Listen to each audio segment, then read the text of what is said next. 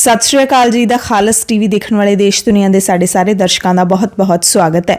पंजाब दीयां खास खबरां दे इस खास बुलेटिन दे विच मैं हरशरण कौर। अज 7 मार्च है, दिन सोमवार है। खबरां दे इस खास बुलेटिन दे विच तुहानूं पंजाब समेत यूक्रेन रूस जंग दीयां सारियां अपडेट्स दसदे हां। सब तो पहली खबर है कि BBMB दे विच जिहड़ी पंजाब दी पक्की प्रतिनिधिता खत्म की गई है सेंटर सरकार दे वल्लों, उस दे विरोध विच अज पूरे पंजाब दे विच किसानां दे वल्लों धरने दित्ते जाणगे। पंजाब दे जिला हैडकुआटरां ते दित्ते जाण वाले धरनिਆਂ ਦੀਆਂ सारियां तैयारियां मुकम्मल करन दी किसान लीडरां ने जानकारी दित्ती ਤੇ ਜ਼ਿਲ੍ਹਾ ਹੈਡਕੁਆਟਰਾਂ ਤੇ ਧਰਨੇ ਦੇ ਕੇ ਕਿਸਾਨਾਂ ਦੇ ਵੱਲੋਂ ਮੰਗ ਪੱਤਰ ਸੌਂਪੇ ਜਾਣਗੇ। ਕੇਂਦਰ ਸਰਕਾਰ ਤੇ ਦਬਾਅ ਬਣਾਉਣ ਦੀ ਕੋਸ਼ਿਸ਼ ਹੈ ਜਿਹੜੀ ਉਹ ਕੀਤੀ ਜਾ ਰਹੀ ਹੈ। ਅੱਜ ਵਾਲੇ ਧਰਨੇ ਪੰਜਾਬ ਦੀਆਂ 25 ਕਿਸਾਨ ਜਥੇਬੰਦੀਆਂ ਦੇ ਵੱਲੋਂ ਦਿੱਤੇ ਜਾ ਰਹੇ ਨੇ। ਇਹਨਾਂ ਦੇ ਵਿੱਚੋਂ 22 ਜਥੇਬੰਦੀਆਂ ਉਹੀ ਨੇ ਜਿਹੜੀਆਂ ਪੰਜਾਬ ਵਿਧਾਨ ਸਭਾ ਚੋਣਾਂ ਦੇ ਵਿੱਚ ਨਿਤਰੀਆਂ ਸੀ ਤੇ 3 ਜਥੇਬੰਦੀਆਂ ਹੋਰ ਇਸ ਪ੍ਰੋਗਰਾਮ ਦੇ ਵਿੱਚ ਸ਼ਾਮਲ ਨੇ।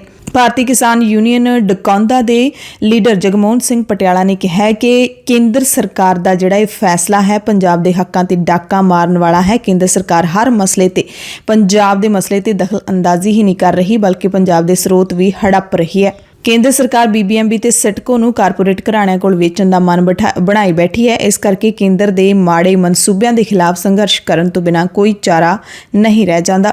ਪੰਜਾਬ ਦੇ ਮੁੱਖ ਮੰਤਰੀ ਚਰਨਜੀਤ ਸਿੰਘ ਚੰਨੀ ਨੇ ਵੀ BBMB ਦੇ ਵਿੱਚੋਂ ਪੰਜਾਬ ਦੀ ਮੈਂਬਰੀ ਖਤਮ ਕਰਨ ਦੇ ਮਸਲੇ ਤੇ ਚੁੱਪੀ ਤੋੜੀ ਹੈ ਅਤੇ ਕੇਂਦਰੀ ਗ੍ਰਹਿ ਮੰਤਰੀ ਅਮਿਤ ਸ਼ਾਹ ਤੋਂ ਮੁਲਾਕਾਤ ਦਾ ਸਮਾਂ ਮੰਗਿਆ ਹੈ। 14 ਦਿਨ ਪਹਿਲਾਂ ਇਹ ਫੈਸਲਾ ਆਇਆ ਸੀ ਤੇ 14ਵੇਂ ਦਿਨ ਜਾ ਕੇ ਮੁੱਖ ਮੰਤਰੀ ਚੰਨੀ ਇਸ ਮਸਲੇ ਤੇ ਬੋਲੇ ਨੇ। ਪਰ ਬੜੀ ਹੈਰਾਨੀ ਦੀ ਗੱਲ ਹੈ ਕਿ ਨਵਜੋਤ ਸਿੰਘ ਸਿੱਧੂ ਪੰਜਾਬ ਕਾਂਗਰਸ ਦੇ ਜਿਹੜੇ ਪ੍ਰਧਾਨ ਨੇ ਉਹ ਹਾਲੇ ਵੀ ਇਸ ਮਸਲੇ ਤੇ ਚੁੱਪ ਨੇ ਅਤੇ ਨਵਜੋਤ ਸਿੰਘ ਸਿੱਧੂ ਦੀ ਚੁੱਪੀ ਸਭ ਨੂੰ ਬੜਾ ਰੜਕ ਰਹੀ ਹੈ। ਖਾਸ ਕਰਕੇ ਸਿਆਸੀ ਹਲਕਿਆਂ ਦੇ ਵਿੱਚ ਕਾਫੀ ਚਰਚਾ ਹੋ ਰਹੀ ਹੈ। ਆਮ ਆਦਮੀ ਪਾਰਟੀ ਦੇ ਪੰਜਾਬ ਪ੍ਰਧਾਨ ਭਗਵੰਤ ਮਾਨ ਨੇ ਕਿਹਾ ਹੈ ਕਿ ਕੇਂਦਰ ਸਰਕਾਰ ਪੰਜਾਬ ਦੇ ਹੱਕ ਖੋਹ ਕੇ ਲੋਕਾਂ ਨੂੰ ਭੜਕਾ ਰਹੀ ਹੈ, ਜਿਸ ਦੀ ਤਾਜ਼ਾ ਮਿਸਾਲ ਸੂਬੇ ਦੀ ਰਾਜਧਾਨੀ ਚੰਡੀਗੜ੍ਹ ਦੇ ਕਾਰੋਬਾਰੀ ਅਦਾਰੇ ਸਿਟਕੋ ਦੇ ਮੈਨੇਜਿੰਗ ਡਾਇਰੈਕਟਰ ਦਾ ਅਹੁਦਾ ਵੀ ਪੰਜਾਬ ਦੇ ਕੋਲੋਂ ਖੋਹ ਲਿਆ ਜਾਣਾ ਹੈ। ਇਸ ਅਦਾਰੇ ਦਾ MD ਹਮੇਸ਼ਾ ਪੰਜਾਬ ਦਾ ਹੁੰਦਾ ਸੀ ਪਰ ਹੁਣ UT ਕੇਡਰ ਦਾ MD ਲਾ ਦਿੱਤਾ ਗਿਆ ਤੇ BBMB ਤੋਂ ਬਾਅਦ ਚੰਡੀਗੜ੍ਹ 'ਚੋਂ ਪੰਜਾਬ ਦੇ ਅਫਸਰਾਂ ਨੂੰ ਲਾਂਭੇ ਕਰਨਾ ਕੇਂਦਰ ਦੀ ਤਾਨਾਸ਼ਾਹੀ ਹੈ। ਤੇ ਚੋਣਾਂ ਦੇ ਵਿੱਚ ਹਿੱਸਾ ਲੈਣ ਦੇ ਲਈ ਜਿਹੜਾ ਬਲਵੀਰ ਸਿੰਘ ਰਾਜੇਵਾਲ ਦੀ ਅਗਵਾਈ ਦੇ ਵਿੱਚ ਸੰਯੁਕਤ ਸਮਾਜ ਮੋਰਚਾ ਬਣਾਇਆ ਗਿਆ ਸੀ, ਉਸ ਮੋਰਚੇ ਦੇ ਵੱਲੋਂ ਕੱਲ ਅਜਨਾਲਾ ਦੇ ਵਿੱਚ ਵੀ ਸਿਆਸੀ ਕਨਵੈਨਸ਼ਨ ਕੀਤੀ ਗਈ। ਇਸ ਮੌਕੇ ਕਿਸਾਨ ਲੀਡਰਾਂ ਨੇ ਕਿਹਾ ਕਿ ਪੰਜਾਬ ਦੇ ਹਿੱਤਾਂ ਲਈ ਕੇਂਦਰ ਖਿਲਾਫ ਸੰਘਰਸ਼ ਵਿੱਢਣ ਦੀ ਇਸ ਵਕਤ ਬਹੁਤ ਲੋੜ ਹੈ। रूस यूक्रेन जंग की गल कर लईए तो अज युद्ध नूं शुरू होए 12वां दिन हो चुक्या है तो यूक्रेन के शहरों में हालात मंदे हुंदे जा रहे हैं।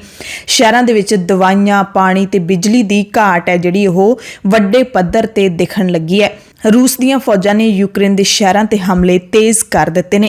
इस दरम्यान यूक्रेन के राष्ट्रपति वोलोदिमीर ज़ेलेंस्की ने मुड़ दूसरे मुल्कां नूं अपील की है कि यूक्रेन नूं नो फ्लाई जोन ऐलान दिता जाए। इस तो पहला जिहड़ी ये मंग की गई सी उस नूं नाटो ने भी ठुकरा दिता सी ते अमरीका ने भी। ते हुण ताज़ा वीडियो दे विच ज़ेलेंस्की ने कहा है कि दुनिया इन्नी मजबूत है कि यूक्रेन नूं नो फ्लाई जोन बना सके। ਤੇ ਦੂਸਰੇ ਪਾਸੇ ਰੂਸ ਦੇ ਰਾਸ਼ਟਰਪਤੀ ਪੁਤਿਨ ਪਹਿਲਾਂ ਹੀ ਜ਼ੈਲੈਂਸਕੀ ਦੀ ਮੰਗ ਤੇ ਪੱਛਮ ਨੂੰ ਚੇਤਾਵਨੀ ਦੇ ਚੁੱਕੇ ਨੇ ਕਿ ਜੇ ਕਿਸੇ ਨੇ ਵੀ ਨੋ ਫਲਾਈ ਜ਼ੋਨ ਐਲਾਨਿਆ ਤਾਂ ਇਹਦਾ ਮਤਲਬ ਹੋਏਗਾ ਕਿ ਉਸ ਮੁਲਕ ਦੇ ਨਾਲ ਸਾਡੀ ਸਿੱਧੀ ਜੰਗ ਹੋ ਰਹੀ ਹੈ।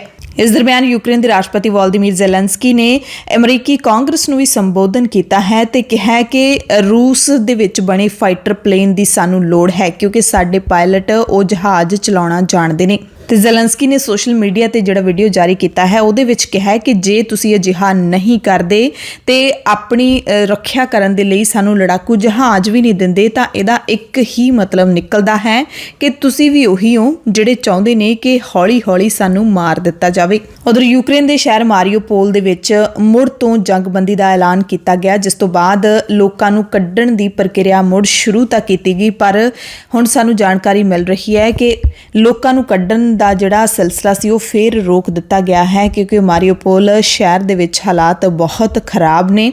ਉੱਥੇ ਰੂਸ ਦੀ ਫੌਜ ਹਮਲੇ ਲਗਾਤਾਰ ਕਰ ਰਹੀ ਹੈ। ਮਾਰੀਓਪੋਲ ਤੇ ਵੋਲਨੋਵਾਖਾ ਸ਼ਹਿਰਾਂ ਦੇ ਵਿੱਚ ਲੋਕਾਂ ਨੂੰ ਸੁਰੱਖਿਅਤ ਲਾਂਘਾ ਨਹੀਂ ਮਿਲ ਰਿਹਾ ਅਤੇ ਰੂਸ ਯੂਕਰੇਨ ਯੁੱਧ ਬੰਦੀ ਦਾ ਜਿਹੜਾ ਭਾਰਤੀਆਂ ਨੂੰ ਵੀ ਨਹੀਂ ਫਾਇਦਾ ਮਿਲ ਰਿਹਾ। ਕਈ ਵਿਦਿਆਰਥੀ ਹਾਲੇ ਵੀ ਯੂਕਰੇਨ ਦੇ ਵਿੱਚ ਫਸੇ ਹੋਏ ਨੇ। ਮਾਰੀਓਪੋਲ ਸ਼ਹਿਰ ਦੇ ਮੇਅਰ ਨੇ ਕਿਹਾ ਕਿ ਗੋਲੀਬੰਦੀ ਫਿਰ ਤੋਂ ਸਿਰੇ ਨਹੀਂ ਚੜ੍ਹ ਸਕੀ ਤੇ ਲੋਕ ਬਿਨਾਂ ਬਿਜਲੀ ਤੇ ਪਾਣੀ ਤੋਂ ਘਿਰੇ ਹੋਏ ਨੇ। ਸਖਤ ਠੰਡ ਦੀ ਮਾਰ ਵੀ ਚੱਲ ਰਹੀ ਨੇ। ਮਾਰੀਓਪੋਲ ਦੇ ਸਿਟੀ ਕੌਂਸਲ ਨੇ ਕਿਹਾ ਕਿ ਸ਼ਹਿਰ ਦੇ ਵਿੱਚ 5 ਦਿਨਾਂ ਤੋਂ ਲੋਕ ਬਿਨਾਂ ਖਾਣਾ ਤੇ ਪਾਣੀ ਤੋਂ ਫਸੇ ਹੋਏ ਨੇ। ਇੱਥੇ ਬਿਜਲੀ ਵੀ ਨਹੀਂ ਹੈ। ਰਾਸ਼ਟਰਪਤੀ ਵੋਲੋਦੀਮੀਰ ਜ਼ੈਲੈਂਸਕੀ ਦੇ ਮੁਤਾਬਿਕ ਰੂਸ ਦੀ ਬੰਬਾਰੀ ਦੇ ਵਿੱਚ ਰਾਜਧਾਨੀ ਕੀਵ ਦੇ ਦੱਖਣ ਪੱਛਮ ਦੇ ਵਿੱਚ ਸਥਿਤ ਨਾਗਰਿਕ ਹਵਾਈ ਅੱਡਾ ਪੂਰੀ ਤਰ੍ਹਾਂ ਦੇ ਨਾਲ ਤਬਾਹ ਹੋ ਚੁੱਕਿਆ। ਹੁਣ ਤੱਕ ਰੂਸ ਨੇ ਯੂਕਰੇਨ ਦੀ ਰਾਜਧਾਨੀ ਕੀਵ ਦੇ ਉੱਤਰ ਤੇ ਪੂਰਬੀ ਇਲਾਕਿਆਂ ਦੇ ਨਾਲ ਯੂਕਰੇਨ ਦੇ ਦੱਖਣੀ ਇਲਾਕਿਆਂ ਨੂੰ ਵੀ ਨਿਸ਼ਾਨਾ ਬਣਾਇਆ ਹੈ। ਯੂਕਰੇਨ ਦੇ ਵਿੱਚ ਰੂਸ ਦੀ ਬੰਬਾਰੀ ਤੋਂ ਡਰ ਕੇ ਲੋਕ ਦੇਸ਼ ਛੱਡ ਕੇ ਭੱਜ ਰਹੇ ਨੇ। ਇਸ ਦੇ ਦਰਮਿਆਨ ਖਬਰ ਮਿਲੀ ਹੈ ਕਿ ਇਰਪਿਨ ਦੇ ਵਿੱਚ ਰੂਸ ਦੀ ਬੰਬਾਰੀ ਦੇ ਵਿੱਚ ਘੱਟੋ-ਘੱਟ 3 ਲੋਕਾਂ ਦੀ ਮੌਤ ਹੋਈ ਹੈ।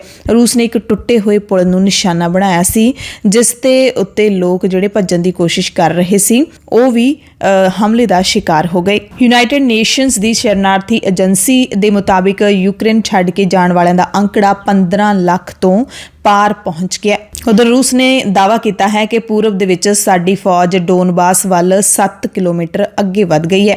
ਯੂਕਰੇਨ ਦੇ ਬਹੁਤ ਸਾਰੇ ਸ਼ਹਿਰਾਂ ਦੇ ਵਿੱਚ ਤਬਾਹੀ ਦਾ ਮੰਜ਼ਰ ਹੈ। ਲਗਾਤਾਰ ਲੋਕ ਆਪਣੀ ਜਾਨ ਬਚਾਉਣ ਦੇ ਲਈ ਕੋਸ਼ਿਸ਼ਾਂ ਕਰ ਰਹੇ ਨੇ ਤੇ ਇਸੇ ਦਰਮਿਆਨ ਇੱਕ ਫੌਜੀ ਜੋੜੇ ਨੇ ਜੰਗ ਦਰਮਿਆਨ ਹੀ ਵਿਆਹ ਕੀਤਾ ਹੈ। ਤਸਵੀਰਾਂ ਸਾਹਮਣੇ ਆਈਆਂ ਨੇ। ਫੌਜੀ ਵਰਦੀ ਦੇ ਵਿੱਚ ਹੀ ਉਹਨਾਂ ਨੇ ਵਿਆਹ ਦੀ ਰਸਮ ਅਦਾ ਕੀਤੀ ਹੈ। ਰੂਸ ਦੇ ਵਿੱਚ ਯੂਕਰੇਨ ਤੇ ਹਮਲੇ ਦੇ ਵਿਰੋਧ ਵਿੱਚ ਲਗਾਤਾਰ ਲੋਕਾਂ ਦੇ ਵੱਲੋਂ ਰੋਸ ਮੁਜ਼ਾਹਰੇ ਕੀਤੇ ਜਾ ਰਹੇ ਨੇ ਤੇ ਰੂਸ ਦੀ ਰਾਜਧਾਨੀ ਮਾਸਕੋ ਦੇ ਵਿੱਚ ਐਤਵਾਰ ਨੂੰ ਵਿਰੋਧ ਪ੍ਰਦਰਸ਼ਨ ਦੇ ਵਿੱਚ ਕਰੀਬ 2500 ਲੋਕਾਂ ਨੇ ਹਿੱਸਾ ਲਿਆ, ਜਿਨ੍ਹਾਂ ਵਿੱਚੋਂ 1700 ਨੂੰ ਹਿਰਾਸਤ ਵਿੱਚ ਲੈ ਲਿਆ ਗਿਆ। ਸੇਂਟ ਪੀਟਰਸਬਰਗ ਵਿੱਚ ਹੋਏ ਵਿਰੋਧ ਪ੍ਰਦਰਸ਼ਨ ਵਿੱਚ 1500 ਲੋਕ ਸ਼ਾਮਲ ਸੀ, ਜਿਨ੍ਹਾਂ ਵਿੱਚੋਂ 750 ਨੂੰ ਗ੍ਰਿਫਤਾਰ ਕਰ ਲਿਆ ਗਿਆ ਤੇ ਹੋਰ ਵੱਖ-ਵੱਖ ਥਾਵਾਂ ਤੋਂ 1061 ਲੋਕਾਂ ਨੂੰ ਹਿਰਾਸਤ ਦੇ ਵਿੱਚ ਲਿਆ ਗਿਆ ਤੇ ਇੱਕ ਦਿਨ ਵਿੱਚ ਹੀ 3500 ਲੋਕ ਗ੍ਰਿਫਤਾਰ ਕਰ ਲਏ ਗਏ ਨੇ। ਉਧਰ ਰੂਸ ਦੇ ਰਾਸ਼ਟਰਪਤੀ ਵਲਾਦੀਮੀਰ ਪੁਤਿਨ ਨੇ ਤੁਰਕੀ ਦੇ ਰਾਸ਼ਟਰਪਤੀ ਰੈਚਿਪ ਤਯਿਪ ਅਰਦੋਆਨ ਦੇ ਨਾਲ ਫੋਨ ਤੇ ਗੱਲਬਾਤ ਕੀਤੀ ਅਤੇ ਦੱਸਿਆ ਕਿ ਯੂਕਰੇਨ ਤੇ ਰੂਸ ਦਾ ਹਮਲਾ ਕਦੋਂ ਬੰਦ ਹੋਏਗਾ। ਪੁਤਿਨ ਨੇ ਕਿਹਾ ਕਿ ਰੂਸ ਯੂਕਰੇਨ ਦੇ ਵਿੱਚ ਆਪਣਾ ਫੌਜੀ ਆਪਰੇਸ਼ਨ ਉਦੋਂ ਰੋਕੂਗਾ ਜਦੋਂ ਯੂਕਰੇਨ ਲੜਨਾ ਛੱਡ ਦੇਊਗਾ ਤੇ ਸਾਡੀਆਂ ਮੰਗਾਂ ਮੰਨ ਲਊਗਾ। ਬਰਤਾਨੀਆ ਦੇ ਪ੍ਰਧਾਨ ਮੰਤਰੀ ਬੋਰਿਸ ਜੌਨਸਨ ਕਹਿ ਰਹੇ ਨੇ ਕਿ ਯੂਕਰੇਨ ਤੇ ਹਮਲੇ ਦੀ ਕਾਰਵਾਈ ਦੇ ਵਿੱਚ ਪੁਤਿਨ ਨੂੰ ਹਰ ਹਾਲ ਦੇ ਵਿੱਚ ਨਾਕਾਮ ਹੋਣਾ ਚਾਹੀਦਾ ਹੈ। ਪੁਤਿਨ ਇਸ ਵਿੱਚ ਨਾਕਾਮ ਹੁੰਦੇ ਹੋਏ ਦੇਖੇ ਜਾਣੇ ਚਾਹੀਦੇ ਨੇ। ਉਹਨਾਂ ਨੇ ਇੱਕ 6 ਸੂਤਰੀ ਪਲਾਨ ਆਫ ਐਕਸ਼ਨ ਵੀ ਪੇਸ਼ ਕੀਤਾ ਹੈ। ਹੁਣ ਗੱਲ ਕਰਦੇ ਹਾਂ ਭਾਰਤੀ ਵਿਦਿਆਰਥੀਆਂ ਦੀ ਜਿਹੜੇ ਯੂਕਰੇਨ ਦੇ ਵਿੱਚ ਫਸੇ ਹੋਏ ਨੇ। ਪ੍ਰਧਾਨ ਮੰਤਰੀ ਨਰਿੰਦਰ ਮੋਦੀ ਨੇ ਵੱਡਾ ਦਾਅਵਾ ਕੀਤਾ ਹੈ ਕਿ ਯੂਕਰੇਨ ਦੇ ਵਿੱਚ ਭਾਰਤ ਨੇ ਉਹ ਕਰ ਦਿਖਾਇਆ ਹੈ ਜੋ ਵੱਡੇ ਦੇਸ਼ਾਂ ਦੇ ਲਈ ਵੀ ਮੁਸ਼ਕਿਲ ਹੈ। ਮੋਦੀ ਨੇ ਕਿਹਾ ਕਿ ਯੂਕਰੇਨ ਸੰਕਟ ਦੇ ਵਿੱਚ ਭਾਰਤ ਆਪਰੇਸ਼ਨ ਗੰਗਾ ਚਲਾ ਕੇ ਜਿਸ ਤਰ੍ਹਾਂ ਆਪਣੇ ਨਾਗਰਿਕਾਂ ਨੂੰ ਯੁੱਧ ਖੇਤਰ ਚੋਂ ਬਾਹਰ ਕੱਢ ਰਿਹਾ ਹੈ, ਉਹ ਭਾਰਤ ਦੇ ਵੱਧਦੇ ਪ੍ਰਭਾਵ ਦਾ ਹੀ ਸਬੂਤ ਹੈ। ਹਾਲਾਂਕਿ ਜਿਹੜੇ ਭਾਰਤੀ ਵਿਦਿਆਰਥੀ ਖਾਸ ਕਰਕੇ ਪੰਜਾਬ ਦੇ ਵਿਦਿਆਰਥੀ ਵਾਪਸ ਪਰਤ ਰਹੇ ਨੇ, ਉਹ ਆ ਕੇ ਜਦੋਂ ਆਪਣੇ ਨਾਲ ਬੀਤੇ ਹਾਲਾਤ ਦੱਸਦੇ ਨੇ ਤਾਂ ਸੁਣ ਕੇ ਹਰ ਕੋਈ ਚਿੰਤਾ ਦੇ ਵਿੱਚ ਆ ਜਾਂਦਾ ਹੈ। ਖਾਸ ਕਰਕੇ ਉਹ ਲੋਕ ਜਿਨ੍ਹਾਂ ਦੇ ਬੱਚੇ ਹਾਲੇ ਵੀ ਯੂਕਰੇਨ ਦੇ ਵਿੱਚ ਫਸੇ ਹੋਏ ਨੇ। ਸ੍ਰੀ ਮੁਕਤਸਰ ਸਾਹਿਬ ਦੇ 13 ਵਿਦਿਆਰਥੀ ਘਰ ਪਰਤ ਆਏ ਨੇ, ਪਰ ਹਾਲੇ ਵੀ 3 ਵਿਦਿਆਰਥੀ ਰੋਮਾਨੀਆ ਦੀ ਸਰਹੱਦ ਤੇ ਫਸੇ ਹੋਏ ਨੇ। ਯੂਕਰੇਨ ਤੋਂ ਪਰਤੀ ਮੁਕਤਸਰ ਦੀ ਮਹਿਕਪ੍ਰੀਤ ਕੌਰ ਨੇ ਦੱਸਿਆ ਕਿ ਦਿੱਲੀ ਹਵਾਈ ਅੱਡੇ ਤੇ ਹਰ ਸੂਬੇ ਦੇ ਅਧਿਕਾਰੀ ਆਪੋ ਆਪਣੇ ਸੂਬਿਆਂ ਦੇ ਵਿਦਿਆਰਥੀਆਂ ਨੂੰ ਲੈਣ ਲਈ ਪਹੁੰਚਦੇ ਨੇ, ਪਰ ਪੰਜਾਬ ਦਾ ਕੋਈ ਵੀ ਅਧਿਕਾਰੀ ਉੱਥੇ ਮੌਜੂਦ ਨਹੀਂ ਹੈ। ਜਲੰਧਰ ਜ਼ਿਲ੍ਹੇ ਦੇ ਵੀ 5 ਵਿਦਿਆਰਥੀ ਘਰਾਂ ਨੂੰ ਪਰਤ ਆਏ ਨੇ ਤੇ ਲੰਬੀ ਜਹਿਦ ਤੋਂ ਬਾਅਦ ਮਾਨਸਾ ਦੇ ਬਰੇਟਾ ਦਾ ਰਹਿਣ ਵਾਲਾ ਪਿਊਸ਼ ਵੀ ਘਰੇ ਪਰਤ ਆਇਆ ਹੈ। ਯੂਕਰੇਨ ਤੋਂ ਵਾਪਸ ਮੁੜੀ ਮੁਕੇਰੀਆਂ ਦੀ ਜੈਸਮੀਨ ਨੇ ਦੱਸਿਆ ਕਿ ਬ੍ਰੈਡ ਤੇ ਆਲੂ ਖਾ ਕੇ ਉੱਥੇ ਵਿਦਿਆਰਥੀ ਗੁਜ਼ਾਰਾ ਕਰਦੇ ਰਹੇ ਨੇ। ਪਾਣੀ ਵੀ ਮੁੱਕ ਗਿਆ ਸੀ। ਜਦੋਂ ਬੰਕਰਾਂ ਦੇ ਵਿੱਚ ਸੀ ਤਾਂ ਉੱਥੇ ਆਪਣਾ ਬਚਿਆ ਖੁਚਿਆ ਜਿਹੜਾ ਘਰ ਦਾ ਸਮਾਨ ਸੀ ਉਹ ਵਿਦਿਆਰਥੀ ਲੈ ਕੇ ਗਏ ਸੀ। ਬੰਕਰਾਂ ਵਿੱਚ ਬੈਠੇ ਵਿਦਿਆਰਥੀਆਂ ਦੇ ਕੋਲੇ 2 ਬੋਤਲਾਂ ਪਾਣੀ, ਆਲੂਆਂ ਤੇ ਕੁਝ ਪੈਕੇਟ ਬ੍ਰੈਡ ਤੋਂ ਵੱਧ ਕੁਝ ਵੀ ਨਹੀਂ ਸੀ ਤੇ ਕਈ ਦਿਨ ਉਹਨਾਂ ਨੂੰ ਇਹਨਾਂ ਦੇ ਸਹਾਰੇ ਹੀ ਕੱਟਣੇ ਪਏ। ਸਾਰੇ ਵਿਦਿਆਰਥੀ ਇਹੀ ਕਹਿ ਰਹੇ ਨੇ ਕਿ ਯੂਕਰੇਨ ਦੇ ਅੰਦਰ ਭਾਰਤ ਸਰਕਾਰ, ਭਾਰਤੀ ਅੰਬੈਸੀ ਉਹਨਾਂ ਦੀ ਕੋਈ ਮਦਦ ਨਹੀਂ ਕਰ ਪਾ ਰਹੀ ਹੈ। ਅੰਮ੍ਰਿਤਸਰ ਦੇ ਵੀ 4 ਹੋਰ ਵਿਦਿਆਰਥੀ ਯੂਕਰੇਨ ਤੋਂ ਪਰਤ ਆਏ ਨੇ। ਬਟਾਲੇ ਦੀਆਂ 2 ਵਿਦਿਆਰਥਣਾਂ ਵੀ ਘਰੇ ਮੁੜ ਆਈਆਂ ਨੇ ਤੇ ਉਹਨਾਂ ਨੇ ਵੀ ਭਾਰਤੀ ਦੂਤਾਵਾਸ ਤੇ ਮਦਦ ਨਾ ਕਰਨ ਦੇ ਦੋਸ਼ ਲਾਏ ਨੇ। ਦੋਵਾਂ ਨੇ ਦੱਸਿਆ ਕਿ ਲੰਘੇ ਕਈ ਦਿਨਾਂ ਤੋਂ ਬੰਕਰਾਂ ਦੇ ਵਿੱਚ ਰਹਿ ਰਹੀਆਂ ਸੀ। ਬਾਹਰ ਹੁੰਦੇ ਧਮਾਕਿਆਂ ਦੀਆਂ ਆਵਾਜ਼ਾਂ ਸੁਣ ਕੇ ਵਿਦਿਆਰਥੀ ਸੁੰਨ ਹੋ ਜਾਂਦੇ ਸੀ। ਸਿਰਫ ਬਿਸਕੁਟ ਤੇ ਕੇਕ ਖਾ ਕੇ ਉਹਨਾਂ ਨੇ ਦਿਨ ਕੱਟੀ ਕੀਤੀ। ਸੁਖਮਨਜੀਤ ਦੀ ਤਾਂ 3 ਮਹੀਨੇ ਦੀ ਪੜ੍ਹਾਈ ਹੀ ਬਾਕੀ ਸੀ। ਜੰਗ ਸ਼ੁਰੂ ਹੋਣ ਤੋਂ ਪਹਿਲਾਂ ਹੀ ਉਹਨਾਂ ਨੇ ਘਰੇ ਆਉਣ ਦੇ ਲਈ ਟਿਕਟਾਂ ਬੁੱਕ ਕਰਵਾ ਲਈਆਂ ਸੀ, ਪਰ ਯੂਨੀਵਰਸਿਟੀ ਦੇ ਵੱਲੋਂ ਇਜਾਜ਼ਤ ਨਾ ਮਿਲਣ ਕਾਰਨ ਉੱਥੇ ਹੀ ਫਸ ਕੇ ਰਹਿ ਗਈ। ਬੰਕਰਾਂ ਦੇ ਵਿੱਚ 8 ਦਿਨ ਬਹੁਤ ਹੀ ਔਖੇ ਗੁਜ਼ਰੇ। ਕਿਵੇਂ ਨਾ ਕਿਵੇਂ ਕਰਕੇ ਉਹ ਸਰਹੱਦਾਂ ਦੇ ਉੱਤੇ ਪਹੁੰਚੇ, ਪਰ ਉੱਥੇ ਯੂਕਰੇਨ ਦੇ ਫੌਜੀਆਂ ਦਾ ਬਹੁਤ ਹੀ ਮਾੜਾ ਵਰਤਾਰਾ ਸੀ। ਡੇਰਾਬੱਸੀ ਦੇ ਵੀ 15 ਵਿਦਿਆਰਥੀ ਘਰ ਪਰਤ ਆਏ ਨੇ। 3 ਵਿਦਿਆਰਥੀਆਂ ਦੇ ਨਾਲ ਸੰਪਰਕ ਹੀ ਨਹੀਂ ਹੋ ਪਾ ਰਿਹਾ। 7 ਵਿਦਿਆਰਥੀ ਯੂਕਰੇਨ ਦੇ ਗੁਆਂਢੀ ਮੁਲਕਾਂ ਦੇ ਵਿੱਚ ਪਹੁੰਚ ਗਏ ਨੇ। ਉਧਰ ਯੂਕਰੇਨ ਦੇ ਖਾਰਕੀਵ ਤੋਂ ਜਿਹੜੇ ਵੱਡੀ ਗਿਣਤੀ ਵਿੱਚ ਵਿਦਿਆਰਥੀ ਚੱਲੇ ਨੇ, ਹਜ਼ਾਰਾਂ ਵਿਦਿਆਰਥੀਆਂ ਨੇ ਪਹਿਲਾਂ ਹਾਲੈਂਡ ਰਾਹੀਂ ਭਾਰਤ ਵਾਪਸ ਆਉਣ ਦਾ ਫੈਸਲਾ ਲਿਆ ਸੀ, ਪਰ ਹਾਲੈਂਡ ਵੱਲ ਜਾਂਦੀਆਂ ਸੜਕਾਂ ਤੇ ਜਾਮ ਲੱਗੇ ਹੋਣ ਕਰਕੇ ਹੁਣ ਉਹਨਾਂ ਨੂੰ ਰੋਮਾਨੀਆ ਰਾਹੀਂ ਵਾਪਸ ਆਉਣਾ ਪੈ ਰਿਹਾ ਹੈ। ਲਗਾਤਾਰ 36 ਘੰਟੇ ਸਫ਼ਰ ਕਰਨ ਤੋਂ ਬਾਅਦ ਲਾਈਨਾਂ ਦੇ ਵਿੱਚ ਲੱਗ ਕੇ ਉਹਨਾਂ ਨੇ ਹਵਾਈ ਜਹਾਜ਼ ਦੀ ਉਡੀਕ ਕੀਤੀ। ਉਧਰ ਅੰਮ੍ਰਿਤਸਰ ਤੋਂ MP ਗੁਰਜੀਤ ਸਿੰਘ ਔਜਲਾ ਵੀ ਪੋਲੈਂਡ ਪਹੁੰਚੇ ਹੋਏ ਨੇ ਅਤੇ ਖਾਰਕੀਵ ਦੇ ਵਿੱਚ ਫਸੇ ਵਿਦਿਆਰਥੀ ਬੱਸਾਂ ਰਾਹੀਂ ਅੱਜ ਪੋਲੈਂਡ ਪਹੁੰਚਣਗੇ। ਇਹ ਜਾਣਕਾਰੀ ਉਹਨਾਂ ਨੇ ਦਿੱਤੀ ਹੈ। ਗੁਰਜੀਤ ਸਿੰਘ ਔਜਲਾ ਆਪਣੇ ਪੋਲੈਂਡ ਦੌਰੇ ਦੀ ਰਿਪੋਰਟ ਵੀ ਸੰਸਦ ਦੇ ਵਿੱਚ ਪੇਸ਼ ਕਰਨਗੇ। ਇਕੱਲੇ ਅਜਿਹੇ ਸਿਆਸੀ ਲੀਡਰ ਨੇ ਜੋ ਨਿੱਜੀ ਤੌਰ ਤੇ ਯੂਕਰੇਨ ਵਿੱਚ ਫਸੇ ਭਾਰਤੀਆਂ ਦੀ ਮਦਦ ਲਈ ਪੋਲੈਂਡ ਯੂਕਰੇਨ ਸਰਹੱਦ ਤੇ ਪਹੁੰਚੇ ਨੇ। ਉਹਨਾਂ ਨੇ ਵੀ ਕੇਂਦਰ ਸਰਕਾਰ ਦੇ ਵੱਲੋਂ ਭਾਰਤੀਆਂ ਦੀ ਸੁਰੱਖਿਅਤ ਵਾਪਸੀ ਲਈ ਕੀਤੇ ਪ੍ਰਬੰਧਾਂ ਨੂੰ ਨਾਕਾਫੀ ਦੱਸਿਆ ਤੇ ਕਿਹਾ ਕਿ ਸਵੈ ਸੇਵੀ ਜਥੇਬੰਦੀਆਂ ਦੀ ਮਦਦ ਕਾਰਨ ਹੀ ਭਾਰਤੀਆਂ ਦੀ ਸੁਰੱਖਿਅਤ ਵਾਪਸੀ ਹੋ ਰਹੀ ਹੈ। ਤੇ ਇਸ ਵੱਡੇ ਸੰਕਟ ਦੇ ਸਮੇਂ ਦੇ ਵਿੱਚ ਭਾਰਤੀ ਵਿਦਿਆਰਥੀਆਂ ਅਤੇ ਉੱਥੋਂ ਬਚ ਕੇ ਨਿਕਲਣ ਵਾਲੇ ਨਾਗਰਿਕਾਂ ਦੇ ਲਈ ਇੱਕ ਵੱਡੀ ਜਿਹੜੀ ਓਟ ਹੈ ਜਾਂ ਵੱਡਾ ਸਹਾਰਾ ਬਣ ਰਹੇ ਨੇ ਉਹ ਗੁਰਦੁਆਰੇ ਵੀ ਨੇ, ਜਿਹੜੇ ਕਿ ਯੂਕਰੇਨ ਦੇ ਆਸ-ਪਾਸ ਜਿਹੜੇ ਮੁਲਕ ਨੇ, ਗੁਆਂਢੀ ਮੁਲਕ ਨੇ, ਉਹਨਾਂ ਦੇ ਵਿੱਚ ਸਥਿਤ ਜਿੰਨੇ ਵੀ ਗੁਰਦੁਆਰੇ ਨੇ ਉਹ ਸ਼ਰਨਾਰਥੀਆਂ ਨੂੰ ਪਨਾਹ ਦੇ ਰਹੇ ਨੇ। ਭਾਰਤੀ ਵਿਦਿਆਰਥੀ ਵੀ ਜਦੋਂ ਦੂਸਰੇ ਮੁਲਕਾਂ ਦੇ ਵਿੱਚ ਐਂਟਰ ਹੋ ਰਹੇ ਨੇ ਤਾਂ ਗੁਰਦੁਆਰਿਆਂ ਦੇ ਵਿੱਚ ਆਪਣਾ ਨਿਵਾਸ ਹੈ ਜਿਹੜਾ ਉਹ ਰੱਖਦੇ ਨੇ ਤੇ ਉੱਥੇ ਉਹਨਾਂ ਦੇ ਰਹਿਣ ਸਹਿਣ ਦਾ ਸਾਰਾ ਪ੍ਰਬੰਧ ਕੀਤਾ ਜਾਂਦਾ ਹੈ। ਜੰਗ ਦੇ ਦਰਮਿਆਨ ਰੋਮਾਨੀਆ ਤੋਂ ਇੱਕ ਅਜਿਹਾ ਬਿਆਨ ਆਇਆ ਹੈ, ਇੱਕ ਅਜਿਹਾ ਵੀਡੀਓ ਆਇਆ ਹੈ ਜਿਸ ਨੂੰ ਦੇਖ ਸੁਣ ਕੇ ਅੰਦਾਜ਼ਾ ਲਾਇਆ ਜਾ ਸਕਦਾ ਹੈ ਕਿ ਭਾਰਤ ਦੇ ਸਿਆਸੀ ਲੀਡਰ ਕਿਵੇਂ ਹਰ ਗੱਲ ਦੇ ਵਿੱਚ ਆਪਣੀ ਸਿਆਸਤ ਚਮਕਾਉਣ ਦੇ ਵਿੱਚ ਲੱਗ ਜਾਂਦੇ ਨੇ। ਦਰਅਸਲ ਰੋਮਾਨੀਆ ਦੇ ਸਾਗੋਬ ਸੂਬੇ ਦੇ ਮੇਅਰ ਨੂੰ ਗੁੱਸਾ ਇਸ ਕਰਕੇ ਆਇਆ ਕਿ ਆਪਰੇਸ਼ਨ ਗੰਗਾ ਦੇ ਨਾਮ ਤੇ ਆਪਣੇ ਪ੍ਰਚਾਰ ਨੂੰ ਹੀ ਸਿਆਸੀ ਲੀਡਰ ਬੜਾਵਾ ਦੇ ਰਹੇ ਨੇ। ਉਹਨਾਂ ਕਿਹਾ ਕਿ ਸਿਆਸੀ ਲੀਡਰ, ਭਾਰਤ ਦੇ ਇਸ ਸਿਆਸੀ ਲੀਡਰ ਨੇ ਆਪਣਾ ਪ੍ਰਚਾਰ ਕੀਤਾ ਆਪਰੇਸ਼ਨ ਗੰਗਾ ਦੇ ਤਹਿਤ, ਜੋ ਕਿ ਬੇਸ਼ਰਮੀ ਦੀ ਹੱਦ ਹੈ।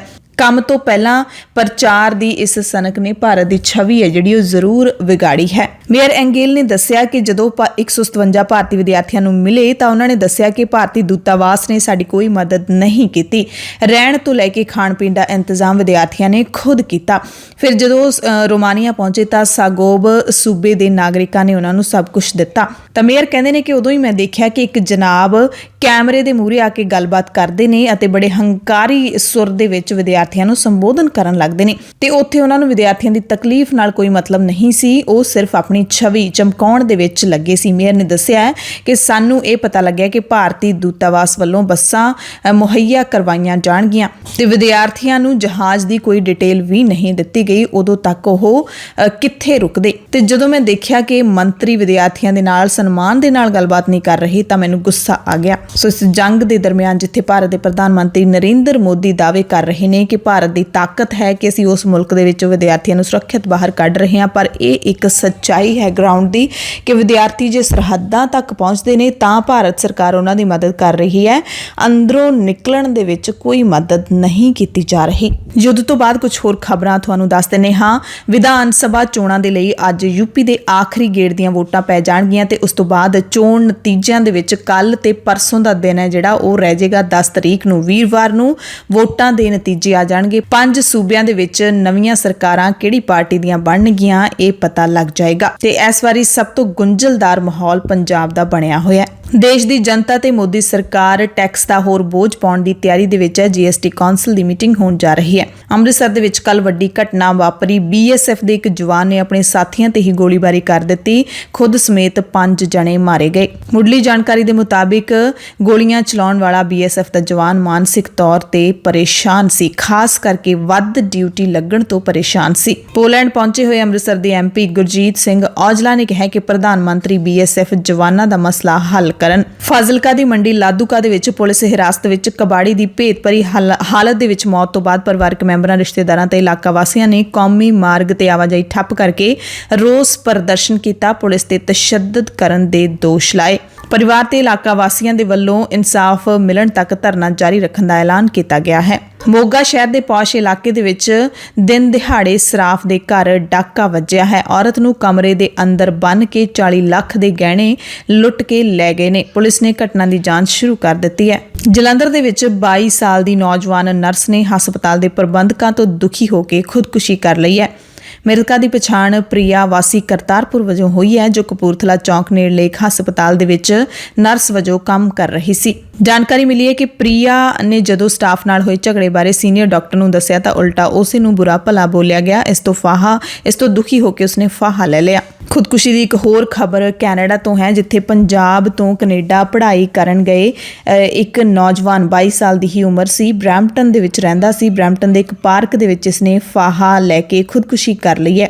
6 ਮਹੀਨੇ ਪਹਿਲਾਂ ਹੀ ਕੈਨੇਡਾ ਦੇ ਓਨਟਾਰੀਓ ਸੂਬੇ ਦੇ ਸ਼ਹਿਰ ਵਿੰਡਸਰ ਦੇ ਇੱਕ ਕਾਲਜ ਵਿੱਚ ਪੜ੍ਹਾਈ ਕਰਨ ਲਈ ਗਿਆ ਸੀ ਤੇ ਉੱਥੇ ਨੌਜਵਾਨ ਮਾਨਸਿਕ ਪਰੇਸ਼ਾਨੀ ਦੇ ਨਾਲ ਜੂਝ ਰਿਹਾ ਸੀ ਤੇ ਇਸੇ ਕਰਕੇ 2 ਮਹੀਨੇ ਪਹਿਲਾਂ ਆਪਣੀ ਪੜ੍ਹਾਈ ਅੱਧ ਵਿਚਾਲੇ ਛੱਡ ਕੇ ਬਰੈਂਪਟਨ ਰਹਿਣ ਲੱਗ ਪਿਆ ਸੀ। ਸ਼੍ਰੀ ਮੁਕਤਸਰ ਸਾਹਿਬ ਵਿਖੇ ਪਹੁੰਚੇ ਨਗਰ ਕੀਰਤਨ ਦਾ ਕਰਤਾਰਪੁਰ ਸਾਹਿਬ ਵਿਖੇ ਭਰਵਾਂ ਸਵਾਗਤ ਹੋਇਆ। ਕੌਮਾਂਤਰੀ ਸਰਹੱਦ ਤੇ ਪਹੁੰਚੇ ਵਿਸ਼ਾਲ ਨਗਰ ਕੀਰਤਨ ਦਾ ਪਾਕਿਸਤਾਨ ਦੀ ਸਿੱਖ ਸੰਗਤ ਨੇ ਖਾਲਸਾਈ ਜੈਕਾਰਿਆਂ ਦੇ ਨਾਲ ਸਵਾਗਤ ਕੀਤਾ। ਸ਼੍ਰੀ ਗੁਰੂ ਗ੍ਰੰਥ ਸਾਹਿਬ ਜੀ ਦੀ ਛਤਰ ਛਾਇਆ ਹੇਠ 5 ਪਿਆਰਿਆਂ ਤੇ 5 ਨਿਸ਼ਾਨਚੀਆਂ ਦੀ ਅਗਵਾਈ ਦੇ ਵਿੱਚ ਇਹ ਨਗਰ ਕੀਰਤਨ ਗੁਰਦੁਆਰਾ ਕਰਤਾਰਪੁਰ ਸਾਹਿਬ ਵਿਖੇ ਪਹੁੰਚਿਆ।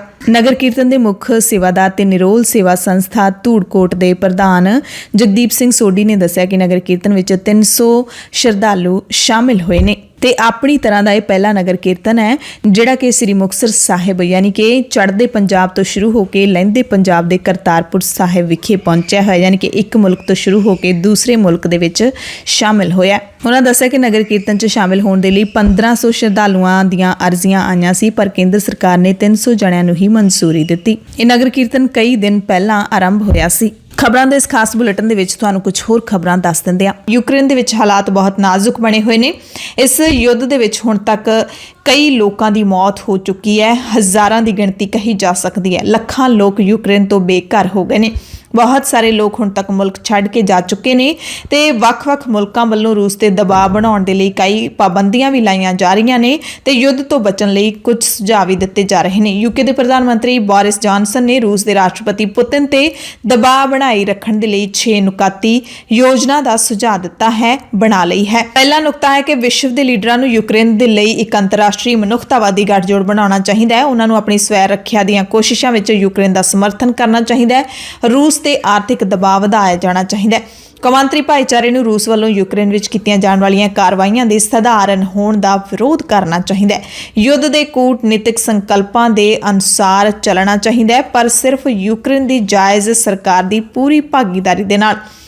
ਅਖੀਰ ਤੇ ਉਹਨਾਂ ਨੇ ਇਹ ਵੀ ਕਿਹਾ ਕਿ ਨਾਟੋ ਦੇਸ਼ਾਂ ਦਰਮਿਆਨ ਸੁਰੱਖਿਆ ਤੇ ਹੋਰ ਇੰਤਜ਼ਾਮਾਂ ਨੂੰ ਮਜ਼ਬੂਤ ਕਰਨ ਦੇ ਲਈ ਤੇਜ਼ ਮੁਹਿੰਮ ਹੋਣੀ ਚਾਹੀਦੀ ਹੈ। ਜੰਗ ਦਰਮਿਆਨ ਯੂਕਰੇਨ ਦੀ ਉਪ ਪ੍ਰਧਾਨ ਮੰਤਰੀ ਨੇ ਕਿਹਾ ਕਿ ਰੂਸ ਦੀ ਦਹਿਸ਼ਤਗਰਦ ਯੋਜਨਾ ਦੀ ਇੱਕ ਹੋਰ ਲਹਿਰ ਸ਼ੁਰੂ ਹੋ ਗਈ ਹੈ। ਓਲਾ ਸਟੇਫਨੀ ਸ਼ਾਨਿਆਂ ਦੇ ਮੁਤਾਬਿਕ ਸਥਿਤੀ ਗੰਭੀਰ ਹੁੰਦੀ ਜਾ ਰਹੀ ਹੈ। ਯੂਕਰੇਨ ਦੇ ਸ਼ਹਿਰਾਂ ਵਿੱਚ ਹਸਪਤਾਲਾਂ ਤੇ ਕਿੰਡਰਗਾਰਟਨ ਸਕੂਲਾਂ ਨੂੰ ਵੀ ਗੋਲੀਬਾਰੀ ਦਾ ਨਿਸ਼ਾਨਾ ਬਣਾਇਆ ਜਾ ਰਿਹਾ ਹੈ। ਜੰਗ ਰੋਕਣ ਦੀਆਂ ਕੋਸ਼ਿਸ਼ਾਂ ਦੇ ਬਾਵਜੂਦ ਵੀ ਜੰਗ ਦਾ ਅੰਤ ਨਹੀਂ ਹੋ ਰਿਹਾ। ਉਧਰ ਭਾਰਤ ਵਿੱਚ ਰੂਸੀ ਰਾਜਦੂਤ ਡੇਨਿਸ ਅਲੀਪੋਵ ਕਹਿ ਰਹੇ ਨੇ ਕਿ ਯੂਕਰੇਨ ਦੇ ਵਿੱਚ ਜਿਹੜਾ ਮੌਜੂਦਾ ਸੰਕਟ ਬਣਿਆ ਹੋਇਆ ਉਸ ਦਾ ਅਸਰ ਭਾਰਤ ਰੂਸ ਸੰਬੰਧਾਂ ਸਮੇਤ ਪੂਰੀ ਦੁਨੀਆ ਤੇ ਪਏਗਾ। ਉਹਨਾਂ ਕਿਹਾ ਕਿ ਪ੍ਰਭਾਵ ਕਿੰਨਾ ਹੋਏਗਾ ਇਸ ਦੀ ਹਾਲੇ ਕਲਪਨਾ ਨਹੀਂ ਕੀਤੀ ਜਾ ਸਕਦੀ। ਡੈਨਿਸ ਦੇ ਮੁਤਾਬਿਕ ਯੂਕਰੇਨ ਸੰਕਟ ਭਾਰਤ ਦੇ ਲਈ ਰੂਸ ਨਾਲ ਸੰਬੰਧ ਵਧਾਉਣ ਦਾ ਵਧੀਆ ਮੌਕਾ ਹੈ। ਸੋ ਅਜਿਹੇ ਹਾਲਾਤਾਂ ਦੇ ਵਿੱਚ ਕੋਈ ਇਸ ਤਰ੍ਹਾਂ ਦਾ ਬਿਆਨ ਕਿਵੇਂ ਦੇ ਸਕਦਾ? ਸੁਣ ਕੇ ਬੜੀ ਹੈਰਾਨੀ ਹੁੰਦੀ ਹੈ ਕਿ ਯੁੱਧ ਲੱਗਿਆ ਹੋਇਆ, ਲੋਕ ਮਰ ਰਹੇ ਨੇ, ਬੇਘਰ ਹੋ ਰਹੇ ਨੇ। ਉੱਥੋਂ ਨਿਕਲ ਕੇ ਲੱਖਾਂ ਲੋਕ ਸ਼ਰਨਾਰਥੀ ਹੋ ਗਏ ਨੇ, ਦੂਸਰੇ ਦੇਸ਼ਾਂ ਵਿੱਚ ਜਾ ਰਹੇ ਨੇ ਤੇ ਕੋਈ ਦੋ ਮੁਲਕਾਂ ਦੇ ਸੰਬੰਧ ਚੰਗੇ ਹੋਣ ਬਾਰੇ ਬਿਆਨ ਦੇ ਰਿਹਾ ਹੈ। ਯਾਨੀ ਕਿ ਦੋ ਮੁਲਕਾਂ ਦੀ ਲੜਾਈ ਦੇ ਵਿੱਚ ਤੀਜੇ ਨੂੰ ਕਿਹੜੇ ਨੂੰ ਫਾਇਦਾ ਹੋਏਗਾ ਇਸ ਦੀ ਗੱਲ ਕੀਤੀ ਜਾ ਰਹੀ ਹੈ। ਸੰਯੁਕਤ ਰਾਸ਼ਟਰ ਨੇ ਕਿਹਾ ਕਿ ਦੂਜੇ ਵਿਸ਼ਵ ਯੁੱਧ ਤੋਂ ਬਾਅਦ ਯੂਰਪ ਦਾ ਸ਼ਰਨਾਰਥੀ ਸੰਕਟ ਸਭ ਤੋਂ ਵੱਧ ਤੇਜ਼ੀ ਨਾਲ ਵੱਧ ਰਿਹਾ ਹੈ। ਯੂਕਰੇਨ ਤੇ ਰੂਸ ਦੇ ਹਮਲੇ ਵਿਚਕਾਰ 10 ਲੱਖ ਤੋਂ ਵੱਧ ਲੋਕ ਪਹਿਲਾਂ ਹੀ ਮੁਲਕ ਛੱਡ ਚੁੱਕੇ ਨੇ ਤੇ ਬਹੁਤ ਸਾਰੇ ਮੁਲਕ ਛੱਡਣ ਦੀ ਕੋਸ਼ਿਸ਼ ਦੇ ਵਿੱਚ ਨੇ। ਇਹ ਯੂਨਾਈਟਿਡ ਨੇਸ਼ਨ ਨੇਸ਼ਨਸ ਦੇ ਅੰਕੜੇ ਨੇ। ਸੰਯੁਕਤ ਰਾਸ਼ਟਰ ਦੀ ਸ਼ਰਨਾਰਥੀ ਏਜੰਸੀ ਦੇ ਮੁਖੀ ਫਿਲਿਪੋ ਗ੍ਰੈਂਡੀ ਨੇ ਦੱਸਿਆ ਕਿ ਹਫ਼ਤੇ ਦੇ ਅੰਤ ਤੱਕ ਕੁੱਲ ਅੰਕੜਾ 15 ਲੱਖ ਤੋਂ ਪਾਰ ਹੋਣ ਦੀ ਉਮੀਦ ਹੈ। ਉਹਨਾਂ ਨੇ ਇਸ ਨੂੰ ਦੂਜੇ ਵਿਸ਼ਵ ਯੁੱਧ ਦੇ ਅੰਤ ਤੋਂ ਬਾਅਦ ਯੂਰਪ ਦੇ ਵਿੱਚ ਸਭ ਤੋਂ ਤੇਜ਼ੀ ਨਾਲ ਵੱਧ ਰਿਹਾ ਸ਼ਰਨਾਰਥੀ ਸੰਕਟ ਇਸ ਨੂੰ ਦੱਸਿਆ ਹੈ। UN ਦੇ ਤਾਜ਼ਾ ਅੰਕੜਿਆਂ ਦੇ ਮੁਤਾਬਿਕ ਇਸ ਵਕਤ 13,60,000 ਯੂਕਰੇਨੀ ਸ਼ਰਨਾਰਥੀ ਨੇ, ਜਿਨ੍ਹਾਂ ਵਿੱਚੋਂ ਅੱਧੇ ਤੋਂ ਵੱਧ ਲਗਭਗ 7,60,000 ਪੋਲੈਂਡ ਜਾ ਚੁੱਕੇ ਨੇ, ਜਦਕਿ 1,57,000 ਹੰਗਰੀ ਦੇ ਵਿੱਚ ਸ਼ਰਨ ਲੈ ਚੁੱਕੇ ਨੇ। ਯੂਕਰੇਨ ਦੇ ਰਾਸ਼ਟਰਪਤੀ ਵੋਲੋਦੀਮੀਰ ਜ਼ੈਲੈਂਸਕੀ ਨੇ ਅਮਰੀਕੀ ਕਾਂਗਰਸ ਨੂੰ ਹੋਰ ਫੰਡ ਦੇਣ ਦੀ ਮੰਗ ਕੀਤੀ ਹੈ। ਜ਼ੈਲੈਂਸਕੀ ਨੇ ਯੂਕਰੇਨ ਦੇ ਲੋਕਾਂ ਨੂੰ ਵੀ ਰੂਸ ਦੇ ਹਮਲੇ ਖਿਲਾਫ ਲੜਾਈ ਜਾਰੀ ਰੱਖਣ ਦੀ ਅਪੀਲ ਕੀਤੀ ਹੈ। ਜ਼ੈਲੈਂਸਕੀ ਨੇ ਸ਼ਨੀਚਰਵਾਰ ਦੀ ਰਾਤ ਨੂੰ ਕੀਵ ਦੇ ਵਿੱਚ ਮੁਲਕ ਨੂੰ ਸੰਬੋਧਨ ਕਰਦਿਆਂ ਲੋਕਾਂ ਦੇ ਵਿੱਚ ਜੋਸ਼ ਭਰਦਿਆਂ ਕਿਹਾ ਕਿ ਹੁਣ ਜਵਾਬ ਦੇਣ ਦਾ ਸਮਾਂ ਆ ਗਿਆ। ਜ਼ੈਲੈਂਸਕੀ ਨੇ ਕਿਹਾ ਕਿ ਤੁਹਾਨੂੰ ਬਾਹਰ ਨਿਕਲਣ ਅਤੇ ਇਸ ਬੁਰਾਈ ਨੂੰ ਆਪਣੇ ਸ਼ਹਿਰ ਚੋਂ ਬਾਹਰ ਕੱਢਣ ਦੀ ਲੋੜ ਹੈ। ਇਸ ਦੇ ਨਾਲ ਹੀ ਉਹਨਾਂ ਨੇ ਅਮਰੀਕੀ ਰਾਸ਼ਟਰਪਤੀ ਜੋ ਬਾਈਡਨ ਨੂੰ ਯੂਕਰੇਨ ਨੂੰ ਹੋਰ ਫਾਈਟਰ ਜੈਟ ਦੇਣ ਦੀ ਅਪੀਲ ਕੀਤੀ। ਉਹਨਾਂ ਨੇ ਅਮਰੀਕਾ ਨੂੰ ਰੂਸ ਦੇ ਬਣੇ ਲੜਾਕੂ ਜਹਾਜ਼ਾਂ ਦੀ ਸਪਲਾਈ ਦੀ ਵੀ ਬੇਨਤੀ ਕੀਤੀ। ਇਹਨਾਂ ਜਹਾਜ਼ਾਂ ਨੂੰ ਯੂਕਰੇਨ ਦੇ ਪਾਇਲਟ ਚਲਾ ਸਕਦੇ ਨੇ। ਅਮਰੀਕੀ ਅਧਿਕਾਰੀ ਪੋਲੈਂਡ ਦੇ ਲੀਡਰਾਂ ਦੇ ਨਾਲ ਸੰਪਰਕ ਦੇ ਵਿੱਚ ਨੇ ਤਾਂ ਜੋ ਯੂਕਰੇਨ ਨੂੰ ਮਿਗ ਫਾਈਟਰ ਜੈਟ ਦਿੱਤੇ ਜਾ ਸਕਣ। ਯੂਕਰੇਨ ਦੇ ਰਾਸ਼ਟਰਪਤੀ ਦੀ ਇਸ ਅਪੀਲ ਤੋਂ ਬਾਅਦ ਮੰਗ ਤੋਂ ਬਾਅਦ ਅਮਰੀਕੀ ਰਾਸ਼ਟਰਪਤੀ ਜੋ ਬਾਈਡਨ ਨੇ ਕਿਹਾ ਕਿ ਅਮਰੀਕਾ ਦਾ ਪ੍ਰਸ਼ਾਸਨ ਯੂਕਰੇਨ ਨੂੰ ਵਾਧੂ ਫੰਡ ਮੁਹੱਈਆ ਕਰਵਾਉਣ ਦੇ ਲਈ ਕਾਂਗਰਸ ਦੇ ਨਾਲ ਕੰਮ ਕਰ ਰਿਹਾ ਹੈ। ਉਹਨਾਂ ਨੇ ਯੂਕਰੇਨ ਦੇ ਲਈ ਅਮਰੀਕਾ ਦੇ ਸਮਰਥਨ ਨੂੰ ਦੁਹਰਾਇਆ ਅਤੇ ਦੇਸ਼ ਦੇ ਲੋਕਾਂ ਤੇ ਫੌਜ ਦੀ ਹਿੰਮਤ ਦੀ ਸ਼ਲਾਘਾ ਵੀ ਕੀਤੀ। ਵਾਈਟ ਹਾਊਸ ਦੇ ਬਿਆਨ ਵਿੱਚ ਰਾਸ਼ਟਰਪਤੀ ਜ਼ੈਲੈਂਸਕੀ ਦੀ ਯੂਕਰੇਨ ਨੂੰ ਨੋ ਫਲਾਈ ਜ਼ੋਨ ਬਣਾਉਣ ਦੀ ਮੰਗ ਦਾ ਜ਼ਿਕਰ ਹੀ ਨਹੀਂ ਕੀਤਾ ਗਿਆ, ਕਿਉਂਕਿ ਅਮਰੀਕਾ ਤੇ ਹੋਰ ਨਾਟੋ ਮੈਂਬਰਾਂ ਨੇ ਯੂਕਰੇਨ ਦੀ ਇਸ ਮੰਗ ਨੂੰ ਮੰਨਣ ਤੋਂ ਇਨਕਾਰ ਕਰ ਦਿੱਤਾ ਹੈ। ਉਹਨਾਂ ਨੂੰ ਡਰ ਹੈ ਕਿ ਨੋ ਫਲਾਈ ਜ਼ੋਨ ਬਣਾਉਣ ਨਾਲ ਜੰਗ ਵੱਧ ਸਕਦੀ ਹੈ ਤੇ ਜਦੋਂ ਨਾ ਕਰ ਦਿੱਤੀ ਸੀ ਨਾਟੋ ਨੇ ਤਾਂ ਯੂਕਰੇਨ ਦੇ ਇੱਕ ਵੱਡੇ ਮੰਤਰੀ ਨੇ ਕਿਹਾ ਸੀ ਕਿ ਹਿੱਕ ਠੋਕ ਕੇ ਚੱਲਣ ਵਾਲੇ ਨਾਟੋ ਮੁਲਕ ਨੇ ਜਿਹੜੇ ਉਹ ਰੂਸ ਦੇ ਮੂਹਰੇ ਗੋਡੇ ਟੇਕ ਕੇ ਬਹਿ ਗਏ ਨੇ।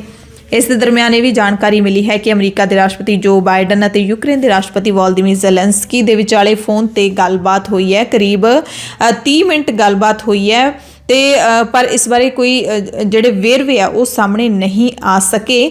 ਹਾਲਾਂਕਿ ਸੂਤਰ ਦੱਸਦੇ ਨੇ ਕਿ ਰੂਸ ਤੇ ਆਰਥਿਕ ਪਾਬੰਦੀਆਂ ਦੀ ਜਿਹੜੀ ਪ੍ਰਤੀਕਿਰਿਆ ਚੱਲ ਰਹੀ ਹੈ ਉਸ ਬਾਰੇ ਬਾਈਡਨ ਨੇ ਜ਼ੈਲੈਂਸਕੀ ਨੂੰ ਜਾਣਕਾਰੀ ਦਿੱਤੀ ਹੈ। ਯੂਕਰੇਨ ਦੇ ਲਈ ਅਮਰੀਕੀ ਫੌਜੀ, ਮਨੁੱਖੀ ਅਤੇ ਆਰਥਿਕ ਸਹਿਯੋਗ ਵਧਾਉਣ ਬਾਰੇ ਵੀ ਗੱਲਬਾਤ ਹੋ ਸਕਦੀ ਹੈ। ਇਸੇ ਦਰਮਿਆਨ ਵਾਸ਼ਿੰਗਟਨ ਡੀਸੀ ਦੇ ਵਿੱਚ ਯੂਕਰੇਨੀ ਦੂਤਾਵਾਸ ਦੇ ਇੱਕ ਪ੍ਰਤੀਨਿਧੀ ਨੇ vice of America news service ਨੂੰ ਦੱਸਿਆ ਕਿ ਲਗਭਗ 3000 ਅਮਰੀਕੀਆਂ ਨੇ ਰੂਸ ਦੇ ਹਮਲੇ ਦਾ ਮੁਕਾਬਲਾ ਕਰਨ ਦੇ ਲਈ ਯੂਕਰੇਨ ਵੱਲੋਂ ਵਿਦੇਸ਼ੀ ਵਾਲੰਟੀਅਰਾਂ ਲਈ ਦਿੱਤੇ ਗਏ ਸੱਦੇ ਦਾ ਜਵਾਬ ਦਿੱਤਾ ਹੈ। ਯਾਨੀ ਕਿ ਯੂਕਰੇਨ ਨੇ ਦੁਨੀਆ ਭਰ ਦੇ ਵਿੱਚੋਂ ਲੋਕਾਂ ਨੂੰ ਸੱਦਾ ਦਿੱਤਾ ਹੈ ਕਿ ਤੁਸੀਂ ਆ ਕੇ ਸਾਡੇ ਮੁਲਕ ਦੇ ਵਿੱਚ ਸਾਡੇ ਵੱਲੋਂ ਜੰਗ ਲੜ ਸਕਦੇ ਹੋ। ਤਾਂ 3000 ਅਮਰੀਕੀਆਂ ਨੇ ਇਸ ਦਾ ਜਿਹੜਾ ਜਵਾਬ ਦਿੱਤਾ ਹੈ। ਯੂਕਰੇਨ ਦੇ ਰਾਸ਼ਟਰਪਤੀ ਜ਼ੈਲੈਂਸਕੀ ਤੇ ਹੋਰ ਸੀਨੀਅਰ ਯੂਕਰੇਨੀ ਅਧਿਕਾਰੀਆਂ ਨੇ ਯੁੱਧ ਲੜਨ ਵਿੱਚ ਮਦਦ ਲਈ ਵਿਦੇਸ਼ੀ ਵਾਲੰਟੀਅਰਾਂ ਦੀ ਇੱਕ ਕੌਮਾਂਤਰੀ ਫੌਜ ਬਣਾਉਣ ਦੀ ਮੰਗ ਕੀਤੀ ਹੈ। ਕੁਝ ਦਿਨ ਪਹਿਲਾਂ ਰਾਸ਼ਟਰਪਤੀ ਜ਼ੈਲੈਂਸਕੀ ਨੇ ਅਨੁਮਾਨ ਲਾਇਆ ਸੀ ਕਿ ਲਗਭਗ 16,000 ਵਿਦੇਸ਼ੀ ਯੂਕਰੇਨ ਦੇ ਵਿੱਚ ਲੜਾਈ ਲੜਨ ਦੇ ਸਵੈ ਇੱਛੁਕ ਨੇ। ਸੋ ਅਮਰੀਕਾ ਤੋਂ ਹੀ 300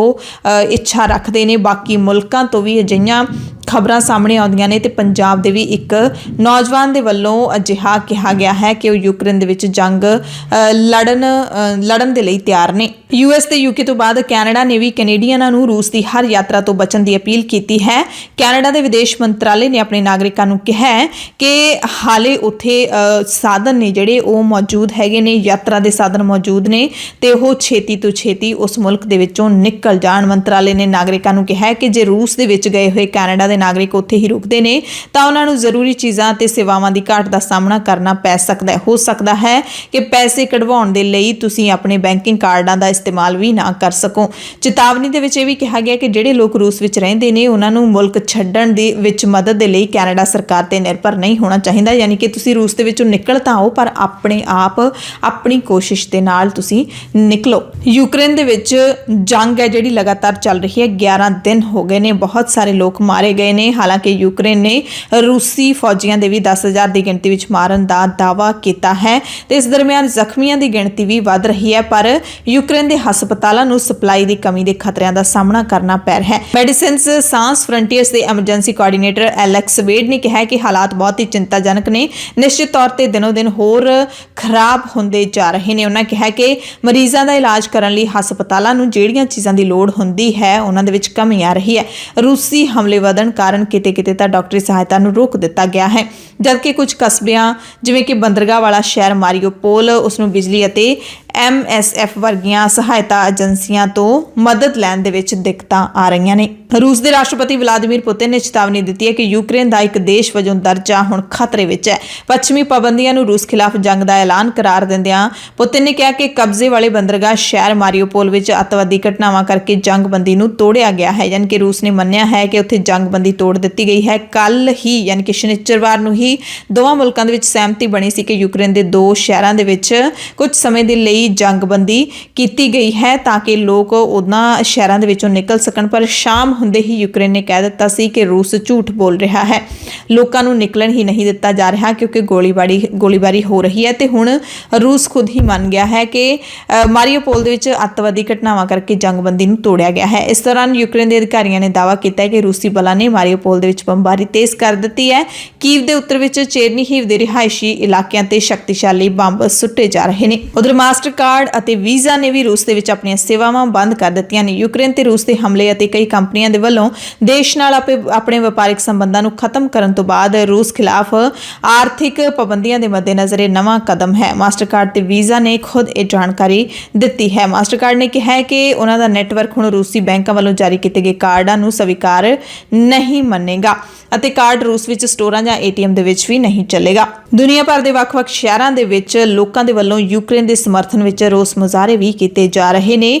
ਰੂਸ ਦੇ ਵਿੱਚ ਵੀ ਜੰਗ ਵਿਰੋਧੀ ਮੁਜ਼ਾਹਰੇ ਹੋਏ ਨੇ ਤੇ ਸੈਂਕੜੇ ਲੋਕ ਗ੍ਰਿਫਤਾਰ ਕਰ ਲਏ ਗਏ ਨੇ। ਇੱਕ ਮੋਨੀਟਰਿੰਗ ਗਰੁੱਪ ਦੇ ਮੁਤਾਬਿਕ ਰੂਸ ਵਿੱਚ ਜਿਹੜੇ ਜੰਗ ਵਿਰੋਧੀ ਮੁਜ਼ਾਹਰੇ ਚੱਲ ਰਹੇ ਨੇ ਉਸ ਦੇ ਚੱਲਦਿਆਂ ਸੈਂਕੜੇ ਲੋਕਾਂ ਨੂੰ ਗ੍ਰਿਫਤਾਰ ਕੀਤਾ ਗਿਆ ਹੈ।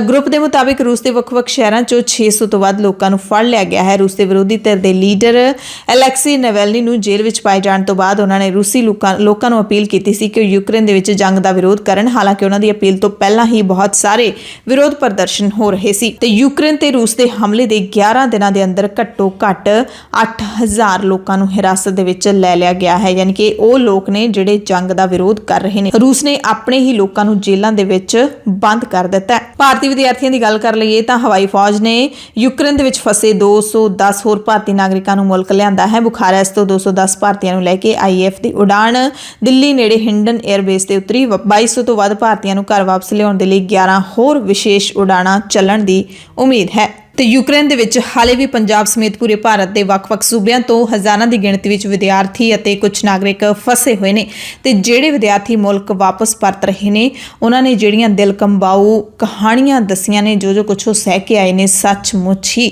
ਦਿਲ ਹਿਲਾ ਦੇਣ ਵਾਲਾ ਹੈ। ਯੂਕਰੇਨ ਤੋਂ ਘਰ ਵਾਪਸ ਪਰਤੀ ਭਿੱਖੀ ਮਾਨਸਾ ਜ਼ਿਲ੍ਹਾ ਦੇ ਭਿੱਖੀ ਦੇ ਅੰਸ਼ਿਕਾ ਸ਼ਰਮਾ ਨੇ ਦੱਸਿਆ ਕਿ ਭਾਰਤੀ ਦੂਤਾਵਾਸ ਨੇ ਸਾਡੀ ਕੋਈ ਮਦਦ ਨਹੀਂ ਕੀਤੀ। ਉਸਨੇ ਦੱਸਿਆ ਕਿ ਅਸੀਂ ਖੁਦ ਆਪਣੇ ਰਿਸਕ ਤੇ ਬਾਰਡਰ ਪਾਰ ਕੀਤਾ। ਕਹਿੰਦੇ ਬੰਬਾਰੀ ਦੇ ਵਿੱਚ ਅਸੀਂ ਆਪਣੇ ਘਰ ਪਰਤੇ ਹਾਂ। 4 ਦਿਨ ਹੋਸਟਲ ਦੇ ਬੰਕਰ ਵਿੱਚ ਲੁਕੇ ਰਹੇ। ਫਿਰ ਅਸੀਂ ਪੈਦਲ ਤੁਰ ਕੇ ਰੇਲਵੇ ਸਟੇਸ਼ਨ ਤੇ ਪੁੱਜੇ ਤਾਂ ਕਿ ਰੇਲ ਗੱਡੀ ਤੇ ਚੜ੍ਹ ਕੇ ਅਸੀਂ ਪੋਲੈਂਡ ਬਾਰਡਰ ਤੱਕ ਪਹੁੰਚ ਸਕੀਏ। ਪਰ ਉੱਥੇ ਭਾਰਤੀਆਂ ਨੂੰ ਰੇਲ ਵਿੱਚ ਚੜ੍ਹਨ ਹੀ ਨਹੀਂ ਦਿੱਤਾ ਗਿਆ। ਪਰ ਅਸੀਂ ਕਰੀਬ 25 ਕੁ ਜਣੇ ਧੱਕੇ ਨਾਲ ਰੇਲ ਗੱਡੀ ਤੇ ਚੜ੍ਹ ਗਏ। ਸਾਡੇ ਨਾਲ ਕਹਿੰਦੇ 2000 ਬੱਚੇ ਸੀ ਤੇ ਸਾਨੂੰ ਰੇਲ ਦੇ ਵਿੱਚ ਹੀ 2 ਦਿਨ ਲੱਗ ਗਏ। ਲਵੀਵ ਉਤਰਨ ਤੋਂ ਬਾਅਦ ਕਹਿੰਦੇ ਸਾਨੂੰ ਕੋਈ ਬੱਸ ਦੇ ਵਿੱਚ ਨਹੀਂ ਚੜਾ ਰਿਹਾ ਸੀ, ਨਾ ਹੀ ਕਿਸੇ ਨੇ ਰੇਲ ਦੇ ਵਿੱਚ ਬਿਠਾਇਆ। 2 ਦਿਨ ਲਗਾਤਾਰ ਜਿੰਨਾ ਤੁਰ ਸਕਦੇ ਸੀ ਤੁਰੇ। 3-4 ਦਿਨਾਂ ਤੋਂ ਕੁਝ ਖਾਦਾ ਵੀ ਨਹੀਂ। ਬਹੁਤ ਮੁਸ਼ਕਿਲ ਦੇ ਨਾਲ ਪੋਲੈਂਡ ਬਾਰਡਰ ਤੇ ਪਹੁੰਚੇ। ਉੱਥੋਂ ਇੱਕ ਹੋਟਲ ਦੇ ਵਿੱਚ ਗਏ ਜਿੱਥੇ ਫਲਾਈਟ ਬੁੱਕ ਹੋ ਗਈ ਤੇ ਫਿਰ ਆਪਣੇ ਘਰ ਆ ਗਏ। ਇੰਡੀਅਨ ਐਮਬੈਸੀ ਵੱਲੋਂ ਸੀ ਕੋਈ ਵੀ ਹੈਲਪ ਨਹੀਂ ਕੀਤੀ ਗਈ ਬਾਰਡਰ ਤੇ ਜਾਂ ਫਿਰ ਹੋਰ ਸਾਨੂੰ ਕੋਈ ਵੀ ਹੈਲਪ ਨਹੀਂ ਕੀਤੀ ਗਈ। ਸਾਨੂੰ ਸਿਰਫ ਬਾਰੀ-ਬਾਰੀ ਕਿਹਾ ਜਾ ਰਿਹਾ ਸੀ ਵੀ ਤੁਹਾਨੂੰ ਕੱਢ ਲਿੱਤਾ ਜਾਵੇਗਾ। ਅਸੀਂ ਖੁਦ ਆਪਦੇ ਰਿਸਕ ਤੇ ਉੱਥੋਂ ਭੱਜ ਕੇ ਉੱਥੋਂ ਬਾਰਡਰ ਪਾਰ ਕੀਤਾ ਹੈ। ਇੰਨੀ ਜ਼ਿਆਦਾ ਬੋmbਿੰਗ ਸ਼ੈਲਿੰਗ ਹੋਣ ਤੋਂ ਬਾਅਦ ਵੀ ਅਸੀਂ ਅੱਗੇ ਵੱਧਦੇ ਗਏ। It's very proud moment for us ਕਿ ਆਪਾਂ ਨੇ ਉਸ ਚੀਜ਼ ਤੋਂ ਹਿੰਮਤ ਨਹੀਂ ਹਾਰੀ ਤੇ ਆਪਾਂ ਘਰ ਵਾਪਸ ਆਏ ਉਹ ਜੰਗ ਨੂੰ ਜਿੱਤ ਕੇ। ਅਸੀਂ 4 ਦਿਨ ਹੋਸਟਲ ਦੇ ਬੰਕਰ ਦੇ ਵਿੱਚ ਰਹੇ ਸੀਗੇ। ਬਸ 5ਵੇਂ ਦਿਨ ਤੋਂ ਬਾਅਦ ਅਸੀਂ ਬਾਹਰ ਨਿਕਲੇ। ਫਿਰ ਅਸੀਂ ਰੇਲਵੇ ਸਟੇਸ਼ਨ ਸਾਨੂੰ ਬਹੁਤ ਦੂਰ ਪੈਂਦਾ ਸੀਗਾ। ਸਾਨੂੰ ਕੋਈ ਟੈਕਸੀ ਟ੍ਰੇਨ ਸਾਨੂੰ ਕੁਝ ਮਿਲ ਨਹੀਂ ਰਹੀ ਸੀ।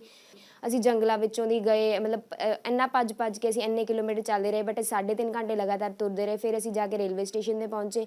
ਰੇਲਵੇ ਸਟੇਸ਼ਨ 'ਤੇ ਜਾ ਕੇ ਵੀ ਸਾਨੂੰ ਜਦੋਂ ਰੇਲਵੇ ਸਟੇਸ਼ਨ ਤੇ ਅਸੀਂ ਪਹੁੰਚੇ ਟ੍ਰੇਨ ਖੁੱਲੀ। ਉਸ ਦੇ ਵਿੱਚ ਪੁਲਿਸ ਵਾਲੇ ਸੀ ਸਾਰੇ ਯੂਕਰੇਨ ਵਿੱਚ। ਸਭ ਦੇ ਕੋਲ ਗਨ ਸੀਗੇ। ਉੱਥੇ ਵੀ ਇੰਡੀਅਨ ਲੋਕਾਂ ਨੂੰ ਬਹੁਤ ਹੀ ਜ਼ਿਆਦਾ ਉਹ ਸੀਗਾ ਵੀ ਉੱਥੇ ਇੰਡੀਅਨ ਲੋਕਾਂ ਨੂੰ ਉਤਾਰ ਦਿੰਦੇ ਟ੍ਰੇਨ 'ਚ। ਕਈ ਲੋਕਾਂ ਨੂੰ ਉੱਥੇ ਉਤਾਰ ਵੀ ਦਿੱਤਾ ਗਿਆ। ਅਸੀਂ ਸੇਫਲੀ ਉੱਥੋਂ ਬਚ ਕੇ ਆਪਦੇ ਆਪ ਨੂੰ ਲੁਕੋ ਕੇ ਉੱਥੋਂ ਨਿਕਲ ਗਏ। ਫਿਰ ਸਾਡੀ ਜਾ ਕੇ ਟ੍ਰੇਨ ਲਵੀਵ ਉਤਰੀ। 2 ਦਿਨ ਲੱਗ ਗਏ ਸਾਨੂੰ ਟ੍ਰੇਨ ਦੇ ਵਿੱਚ। ਟ੍ਰੇਨ ਰਾਸਤੇ 'ਚ ਬੋਂਬ ਕਰਕੇ ਕਾਫੀ ਟਾਈਮ ਉੱਥੇ ਖੜੀ ਰਹਿੰਦੀ ਸੀ। ਫਿਰ ਉਸ ਤੋਂ ਬਾਅਦ ਅਸੀਂ ਲਵੀਵ ਉਤਰੇ। ਲਵੀਵ ਤੋਂ ਬਾਅਦ ਅੱਗੇ ਸਾਨੂੰ ਬਾਰਡਰ ਵਾਸਤੇ ਸਾਨੂੰ ਟ੍ਰੇਨ ਚਾਹੀਦੀ ਸੀ। ਨਾ ਤਾਂ ਸਾਨੂੰ ਕੋਈ ਬੱਸ ਵਾਲੇ ਕੋਈ ਬੱਸ ਚੜ੍ਹਾ ਰਿਹਾ ਸੀ। ਕਹਿੰਦੇ ਵੀ ਤੁਸੀਂ ਯੂਕਰੇਨ ਲੋਕ ਨੇ ਅਸੀਂ ਨਹੀਂ ਚੜਾਵਾਂਗੇ, ਨਾ ਹੀ ਸਾਨੂੰ ਕਿਸੇ ਟ੍ਰੇਨ ਦੇ ਵਿੱਚ ਚੜਾਇਆ ਜਾ ਰਿਹਾ ਸੀ। ਅਸੀਂ ਬਹੁਤ ਸਾਰੇ ਟੈਕਸੀ ਡਰਾਈਵਰਸ ਨੂੰ ਵੀ ਰਿਕੁਐਸਟ ਕੀਤੀ ਬਟ ਕੋਈ ਵੀ ਸਾਡੀ ਗੱਲ ਨਹੀਂ ਮੰਨ ਰਿਹਾ ਸੀ। ਬਹੁਤ ਹੀ ਜ਼ਿਆਦਾ ਰਿਕੁਐਸਟ ਕਰਨ ਤੋਂ ਬਾਅਦ, ਕਾਫੀ ਦੂਰ ਭੱਜਣ ਤੋਂ ਬਾਅਦ, ਕਾਫੀ ਕੁਝ ਕਰਨ ਤੋਂ ਬਾਅਦ ਸਾਨੂੰ ਇੱਕ ਟੈਕਸੀ ਮਿਲੀ, ਫਿਰ ਅਸੀਂ ਉਹ ਕਰਵਾਈ। ਫਿਰ ਅਸੀਂ ਪੋਲੈਂਡ ਬਾਰਡਰ 'ਤੇ ਉਹਨੇ ਵੀ ਸਾਨੂੰ ਬਹੁਤ ਥੋੜ੍ਹੀ ਜਿਹੀ ਜਗ੍ਹਾ ਹੀ ਟਰੈਵਲ ਕਰਾਇਆ। ਉਸ ਤੋਂ ਬਾਅਦ ਅਸੀਂ 3-4 ਘੰਟੇ ਲਗਾਤਾਰ ਤੁਰ ਕੇ ਗਏ, ਜਿੰਨਾ ਅਸੀਂ ਤੁਰ ਸਕਦੇ ਸੀ ਤੁਰਿਆ। 2 ਦਿਨ ਅਸੀਂ ਲਗਾਤਾਰ ਜਿੰਨਾ ਤੁਰ ਸਕਦੇ ਸੀ ਤੁਰਿਆ ਸੀ। ਮਤਲਬ ਰਾਸਤੇ ਵਿੱਚ ਨਾ 3-4 ਦਿਨ ਅਸੀਂ ਕੁਝ ਖਾਧਾ ਨਹੀਂ ਸੀ, ਨਾ ਹੀ ਕੁਝ ਪੀਤਾ ਸੀ, ਬਸ ਅਸੀਂ ਤੁਰਦੇ ਗਏ, ਜਿਵੇਂ ਹੀ ਸਾਨੂੰ ਠੀਕ ਲੱਗਦਾ ਗਿਆ ਅਸੀਂ ਤੁਰਦੇ ਗਏ। ਫਿਰ ਅਸੀਂ ਬਹੁਤ ਮੁਸ਼ਕਿਲ ਨਾਲ ਪੋਲੈਂਡ ਬਾਰਡਰ ਤੇ ਪਹੁੰਚੇ। ਉਧਰ ਰੂਸ ਦਾਅਵਾ ਕਰ ਰਿਹਾ ਹੈ ਕਿ ਯੂਕਰੇਨ ਦੇ ਵਿੱਚ ਫਸੇ ਆਮ ਲੋਕਾਂ ਅਤੇ ਭਾਰਤੀ ਨਾਗਰਿਕਾਂ ਨੂੰ ਕੱਢਣ ਦੇ ਲਈ ਹਰ ਸੰਭਵ ਕੋਸ਼ਿਸ਼ ਕਰ ਰਿਹਾ ਹੈ, ਪਰ ਯੂਕਰੇਨ ਰੂਸ ਦੀਆਂ ਕੋਸ਼ਿਸ਼ਾਂ ਨੂੰ ਰੋਕ ਰਿਹਾ ਹੈ। ਰੂਸ ਦੇ national centre for defence control ਦੇ ਮੁਖੀ ਕਰਨਲ ਜਨਰਲ ਮਿਖਾਇਲ ਮਿਜ਼ਨਸੇਵ ਨੇ ਕਿਹਾ ਕਿ ਵੋਲਨੋਵਾਖਾ ਤੇ ਮਾਰੀਓਪੋਲ ਦੇ ਵਿੱਚ ਰੋਜ਼ਾਨਾ ਮਨੁੱਖੀ ਕਾਰੀਡੋਰ ਖੋਲੇ ਜਾ ਰਹੇ ਨੇ, ਪਰ ਯੂਕਰੇਨ ਦੀ ਫੌਜ ਉਹਨਾਂ ਨੂੰ ਉੱਥੋਂ ਨਿਕਲਣ ਤੋਂ ਰੋਕ ਰਹੀ ਹੈ। ਜੰਗ ਦੀਆਂ ਖਬਰਾਂ ਤੋਂ ਬਾਅਦ ਤੁਹਾਨੂੰ ਪੰਜਾਬ ਦੀਆਂ ਕੁਝ ਖਾਸ ਖਬਰਾਂ ਦੱਸ ਦਿੰਦੇ ਹਾਂ। ਸਭ ਤੋਂ ਵੱਡੀ ਖਬਰ ਅੰਮ੍ਰਿਤਸਰ ਦੇ ਵਿੱਚ ਵਾਪਰੀ। BSF ਦੇ ਖਾਸਾ ਹੈੱਡਕੁਆਟਰ ਦੇ ਵਿੱਚ ਇਹ ਘਟਨਾ ਵਾਪਰੀ ਹੈ, ਜਿੱਥੇ BSF ਦੇ ਜਵਾਨ ਨੇ ਆਪਣੇ ਹੀ ਸਾਥੀਆਂ ਤੇ ਗੋਲੀਆਂ ਚਲਾ ਦਿੱਤੀਆਂ ਤੇ 5 BSF ਜਵਾਨਾਂ ਦੀ ਮੌਤ ਹੋ ਗਈ। ਗੋਲੀ ਚਲਾਉਣ ਵਾਲਾ ਖੁਦ ਵੀ ਇਹਨਾਂ 5 ਜਣਿਆਂ ਦੇ ਵਿੱਚ ਸ਼ਾਮਿਲ ਹੈ। ਸੀਮਾ ਸੁਰੱਖਿਆ ਬਲ ਦੇ ਅੰਮ੍ਰਿਤਸਰ ਸੈਕਟਰ ਹੈੱਡਕੁਆਟਰ ਖਾਸਾ ਦੇ ਵਿੱਚ ਡਿਊਟੀ ਨਿਭਾ ਰਹੇ 144ਵੀਂ ਬਟਾਲੀਅਨ ਜਵਾਨ ਸਰਤੋਪਾ ਨੇ ਕਥਿਤ ਤੌਰ ਤੇ ਵੱਧ ਡਿਊਟੀ ਲਏ ਜਾਣ ਤੋਂ ਤੰਗ ਆ ਕੇ ਆਪਣੀ ਸਰਕਾਰੀ ਰਾਈਫਲ ਦੇ ਨਾਲ ਅੰਨ੍ਹੇਵਾਹ ਗੋਲੀਆਂ ਚਲਾ ਦਿੱਤੀਆਂ। ਜ਼ਖਮੀ ਜਵਾਨਾਂ ਨੂੰ ਇਲਾਜ ਦੇ ਲਈ ਅੰਮ੍ਰਿਤਸਰ ਦੇ IVY ਹਸਪਤਾਲ ਦੇ ਵਿੱਚ ਦਾਖਲ ਕਰਵਾਇਆ ਗਿਆ।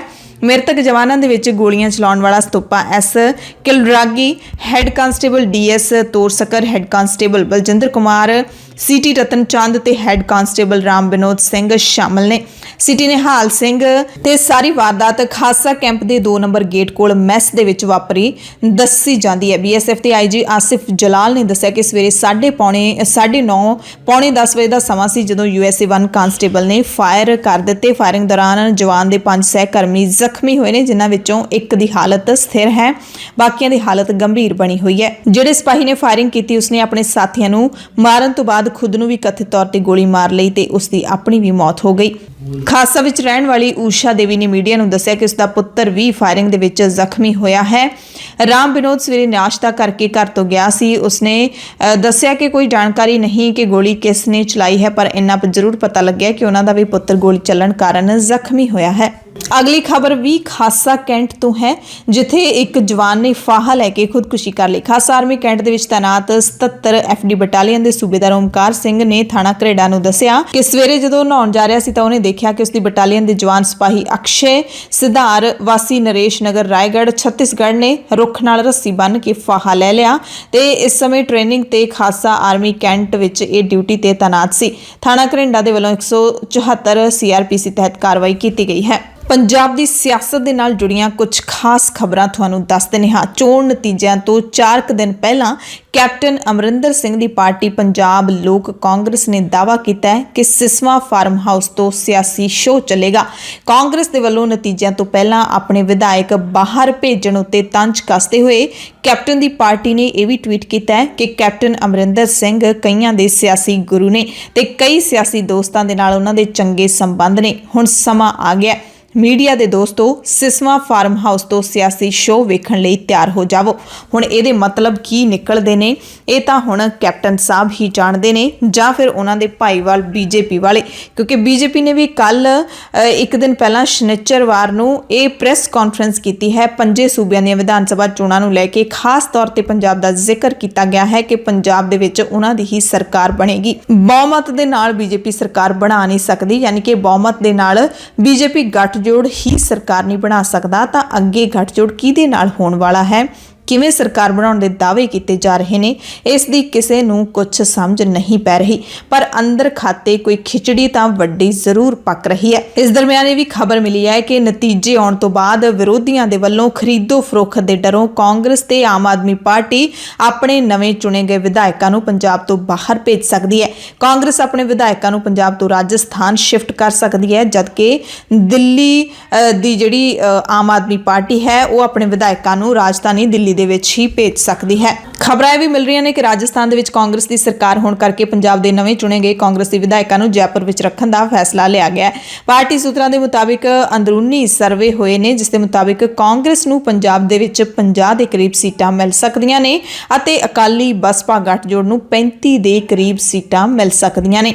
ਹੁਣ ਤੱਕ ਬਹੁਤ ਸਾਰੇ ਸਰਵੇ ਆ ਚੁੱਕੇ ਨੇ ਤੇ ਹੁਣ ਇਹ ਸਰਵੇ ਸੱਚਮੁੱਚ ਹੀ ਇਹਨਾਂ ਚੋਣਾਂ ਦੀ ਦਿਸ਼ਾ ਤੈਅ ਕਰ ਰਹੇ ਨੇ, ਜਾਂ ਫਿਰ ਕਿਤੇ ਨਾ ਕਿਤੇ ਜਿਵੇਂ ਕਿਹਾ ਜਾਂਦਾ ਹੈ ਕਿ ਸਰਵੇ ਪੇਡ ਹੁੰਦੇ ਨੇ ਜਾਂ ਫਿਰ ਉਸ ਤਰੀਕੇ ਦੇ ਨਾਲ ਹੋ ਰਹੇ ਨੇ, ਇਸ ਬਾਰੇ ਕੁਝ ਨਹੀਂ ਕਿਹਾ ਜਾ ਸਕਦਾ। ਹਾਲਾਂਕਿ ਆਮ ਆਦਮੀ ਪਾਰਟੀ ਸੂਬੇ ਦੇ ਵਿੱਚ ਪੂਰਨ ਬਹੁਮਤ ਦਾ ਦਾਅਵਾ ਕਰ ਰਹੀ ਹੈ। ਅਕਾਲੀ ਲੀਡਰ ਚੋਣਾਂ ਤੋਂ ਬਾਅਦ ਗੱਠਜੋੜ ਬਣਾਉਣ ਲਈ ਬੀਜੇਪੀ ਦੇ ਸੰਪਰਕ ਦੇ ਵਿੱਚ ਨੇ। ਇਸ ਨੂੰ ਲੈ ਕੇ ਅਕਾਲੀਆਂ ਦੇ ਵੱਡੇ ਲੀਡਰਾਂ ਨੇ ਖੁਦ ਵੀ ਸੰਕੇਤ ਦਿੱਤੇ ਨੇ। ਰਿਪੋਰਟਾਂ ਮੁਤਾਬਿਕ ਸਾਰੀਆਂ ਪਾਰਟੀਆਂ ਸੂਬੇ ਦੇ ਵਿੱਚ ਅਗਲੀ ਸਰਕਾਰ ਬਣਾਉਣ ਦਾ ਦਾਅਵਾ ਕਰ ਰਹੀਆਂ ਨੇ, ਪਰ ਇਸੇ ਦਰਮਿਆਨ ਹੰਗ ਅਸੈਂਬਲੀ ਦੀ ਵੀ ਸੰਭਾਵਨਾ ਬਣੀ ਹੋਈ ਹੈ ਤੇ ਜੇ ਕਿਸੇ ਨੂੰ ਵੀ ਸਪਸ਼ਟ ਬਹੁਮਤ ਨਹੀਂ ਮਿਲਦਾ ਤਾਂ ਸ਼੍ਰੋਮਣੀ ਅਕਾਲੀ ਦਲ ਅਤੇ ਉਹਨਾਂ ਦੀ ਸਾਬਕਾ ਸਹਿਯੋਗੀ ਅੰਦਰੇ ਅੰਦਰ ਕਹਿੰਦੇ ਆਪਸ ਦੇ ਵਿੱਚ ਹਾਲੇ ਵੀ ਮਿਲੇ ਹੋਏ ਨੇ, ਪਰ ਲੋਕਾਂ ਦੀ ਨਜ਼ਰ ਦੇ ਵਿੱਚ ਗੱਠਜੋੜ ਟੁੱਟ ਚੁੱਕਿਆ ਤੇ ਇਹ ਗੱਠਜੋੜ ਮੋੜ ਤੋਂ ਸਰਕਾਰ ਬਣਾਉਣ ਦੇ ਲਈ ਇਕੱਠਾ ਹੋ ਸਕਦਾ ਹੈ। ਤੇ ਜੇ ਉਹਨਾਂ ਦੀ ਲੋੜੀਂਦੀ ਗਿਣਤੀ 59 ਤੋਂ ਵੀ ਘੱਟ ਰਹੀ ਤਾਂ ਕਾਂਗਰਸ ਤੇ ਆਮ ਆਦਮੀ ਪਾਰਟੀ ਦੇ ਵਿਧਾਇਕਾਂ ਦੀ ਖਰੀਦੋ ਫਰੋਖਤ ਵੀ ਹੋ ਸਕਦੀ ਹੈ ਤੇ ਖਰੀਦੋ ਫਰੋਖਤ ਕੋਈ ਨਵੀਂ ਗੱਲ ਨਹੀਂ ਹੈ। ਜਦੋਂ ਪੈਸੇ ਦੇ ਕੇ ਸੀਟਾਂ ਲਈਆਂ ਜਾ ਸਕਦੀਆਂ ਨੇ ਤਾਂ ਫਿਰ ਸਰਕਾਰ ਬਣਾਉਣ ਦੇ ਲਈ ਪੈਸੇ ਲੈ ਕੇ ਵਿਧਾਇਕ ਇੱਕ ਪਾਰਟੀ ਤੋਂ ਦੂਸਰੀ ਪਾਰਟੀ ਦੇ ਵਿੱਚ ਛੜੱਪੇ ਵੀ ਮਾਰ ਸਕਦੇ ਨੇ। ਇਸੇ ਦਰਮਿਆਨ ਆਮ ਆਦਮੀ ਪਾਰਟੀ ਆਪਣੇ ਵਿਧਾਇਕਾਂ ਨੂੰ ਬਚਾਉਣ ਦੇ ਲਈ ਇਹ ਰਣਨੀਤੀ ਤਿਆਰ ਕਰ ਰਹੀ ਹੈ ਕਿ ਵਿਧਾਇਕਾਂ ਨੂੰ ਸੂਬੇ ਤੋਂ ਬਾਹਰ ਹੀ ਭੇਜ ਦਿੱਤਾ ਜਾਵੇ।